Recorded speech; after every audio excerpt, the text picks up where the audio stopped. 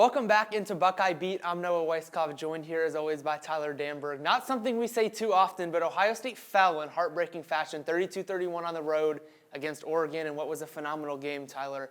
But before we dive into the game, I want to address a couple of key injuries from Saturday. First, right guard Tegra Shabola got hurt, but ended up coming back in the game early.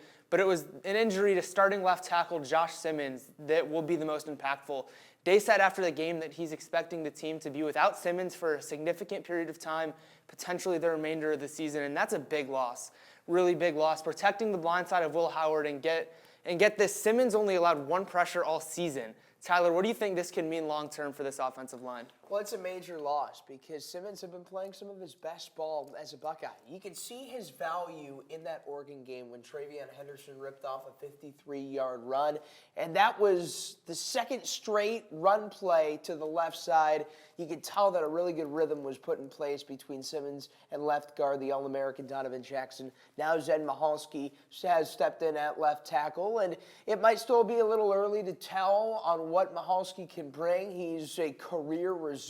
Whether they jumble the offensive line, whether Michalski stays in, that's going to be a question mark moving forward. Yeah, no doubt. Raises some concerns moving forward. Going into the game itself, I think the first and most significant takeaway from Saturday was the struggling Buckeye defense. In their first 5 games of the season, prior to Oregon, Ohio State's defense was allowing on average 202 yards per game. On Saturday, Dillon Gabriel-led Ducks, their offense tallied 496 total yards, more than double their average of what they were allowing. Now up front, Jack Sawyer, JT Tuimoloau, the bookend pass rushers could not get to Dillon Gabriel. The defense did not record a sack all night. On the back end of the defensive backs, especially Denzel Burke, really struggled trying to contain the Ducks' weapons. Yeah, Burke allowed 179 receiving yards in the air. Oregon wide receiver Evan Stewart and company benefited from that. Now, Burke is a leader in that room. He's an All-American. He had a down game. But on the silver lining side, the goal line defense looked strong. They forced a turnover on downs. They forced a field goal in 2 of those drives where Oregon was inside the Ohio State 5.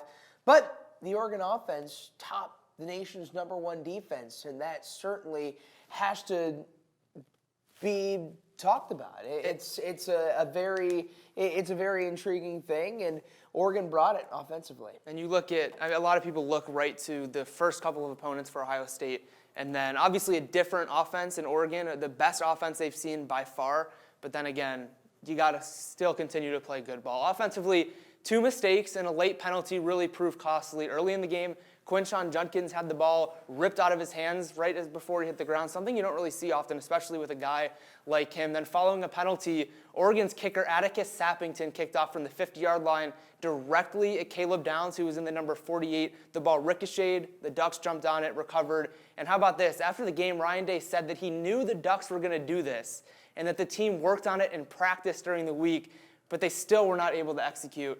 Then, as everyone saw late there in the game, as the Buckeyes were driving down the field with under a minute to go, Jeremiah Smith was flagged for a 15-yard penalty, offensive pass interference call, which pushed them out of field goal range and really made it insurmountable to go down there and win the game. But Tyler, those 3 mistakes were huge. You cannot have those happen if you want to win a really big top 3 matchup. And first off, with the Judkins fumble, that was an incredible play by defensive tackle Derek Harmon. The second fumble was great execution by kicker Atticus Sappington. He's done that before, so he was definitely used to it. And then the controversial offensive pass interference on Jeremiah Smith. Is it a PI? Is it not a PI?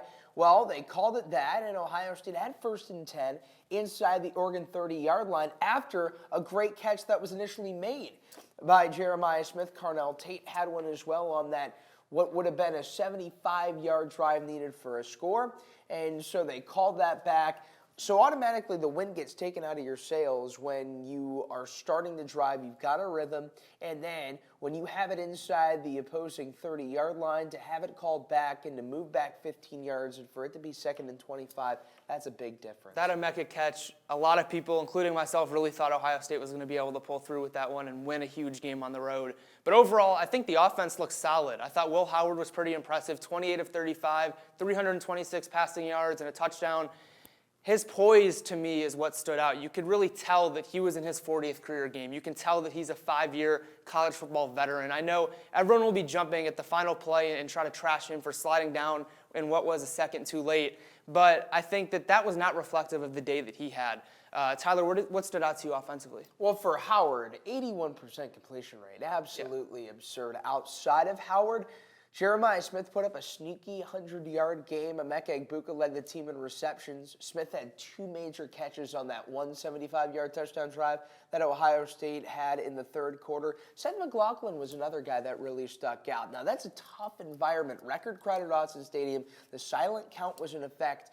And there were times in the final drive where you could see Will Howard wagging the finger, trying to get McLaughlin to snap it back a little bit more. But outside of that, he navigated the silent count incredibly well, did a really good job. He was one of Pro Football Focus's highest graded Buckeyes, not just on the O-line, but overall in that game. And you could tell that big game experience was shining through. And the thing that continues to come up is veteran play, right? Seth McLaughlin, Emeka Egbuka, Will Howard, outside of Jeremiah Smith, obviously, but veteran play continues to come up here, and obviously is such a key point, and especially these big games. But I think overall, it was just a tough loss, and I think fans are acting like this is the end of the season, and to me, that's a little over the top. The loss makes the game against Penn State that much bigger, and if they can survive that, beat Michigan, I do think the Buckeyes will end up seeing the Ducks again in the Big Ten Championship in Indianapolis at Lucas Oil Stadium. And Will Howard did insinuate that after the game, too. He said that they're going to see him again. But now, how important is this bye week, do you think? You know, they have this loss looming for longer than usual. What do you think that means for this team? Well, it creates a bit more of a hunger, right?